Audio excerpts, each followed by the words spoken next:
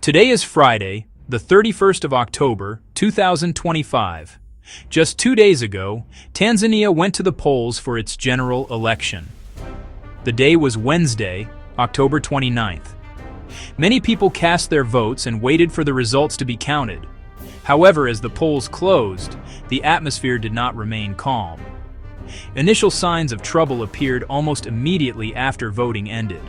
Social media buzzed with early unconfirmed reports of irregularities. Those small gatherings soon grew into larger crowds. Many felt their voices were not being heard through official channels. The protests erupted almost simultaneously in several key locations: Dar es Salaam, Dodoma, Mwanza, Arusha. Air grew thick with smoke. Sirens wailed through city streets. The days after put Tanzania in the international spotlight. To understand the streets, we look long before Election Day. Many believed the election would not be free or fair. They felt their right to choose had been taken away. Key opposition figures and parties were barred from participating. Chadema and Act Wazalendo were sidelined. Legal hurdles blocked paths to the ballot. Prominent critics, including Tundu Lissu and Luhaga Mpina, faced restrictions in cases. Opposition saw a deliberate strategy by the ruling party to remove competition. Officials said decisions complied with Tanzanian law and security needs. Critics called it a cover to consolidate power. Many youths felt the outcome was predetermined. They saw political space closing and took their anger to the streets. When protests began, they were largely youth-led. Dar es Salaam, Dodoma, Mwanza, Arusha, Mbeya. A generation expecting more freedom and economic progress. They came with a shared purpose, chanting, waving placards, demanding the election be voided. In places, anger boiled over into destructive action.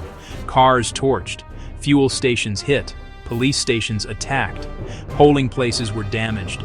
Clashes became common. Rocks, barricades, shields. For bystanders, it was frightening and uncertain. To many, the streets felt like a last resort.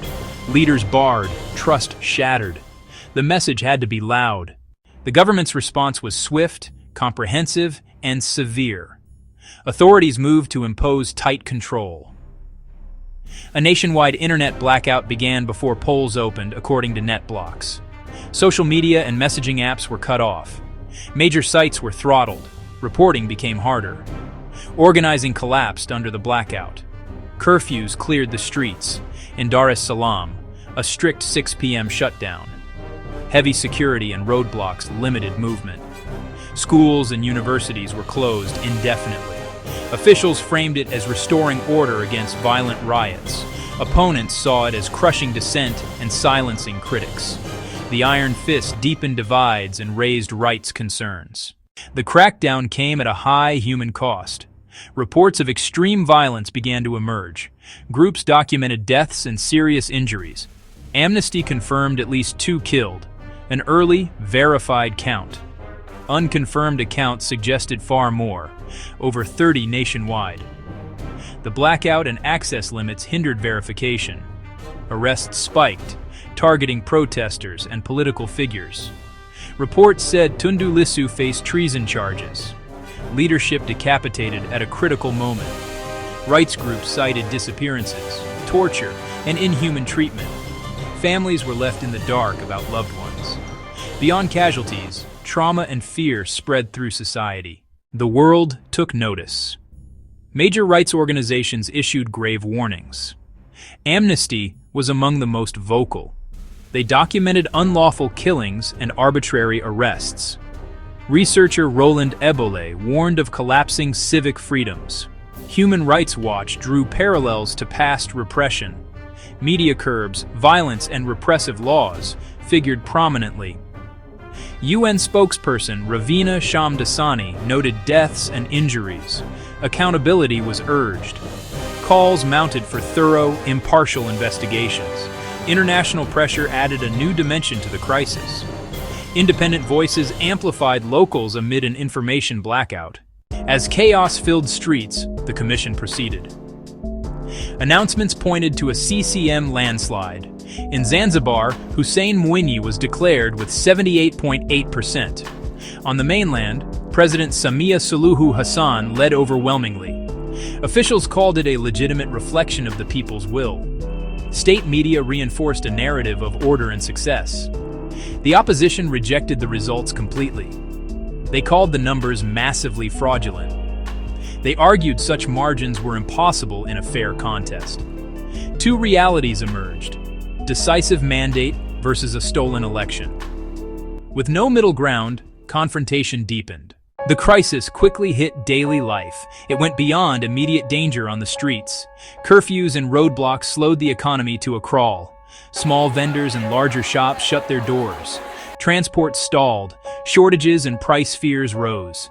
The blackout crushed online banking, digital payments, and business communication. Uniformed patrols made neighborhoods feel unsafe. Families feared for youth, especially at night. Communities split. Stability versus oppression narratives. Most want peace, safety, and livelihoods. The desire for normalcy is strong. So is the demand for justice.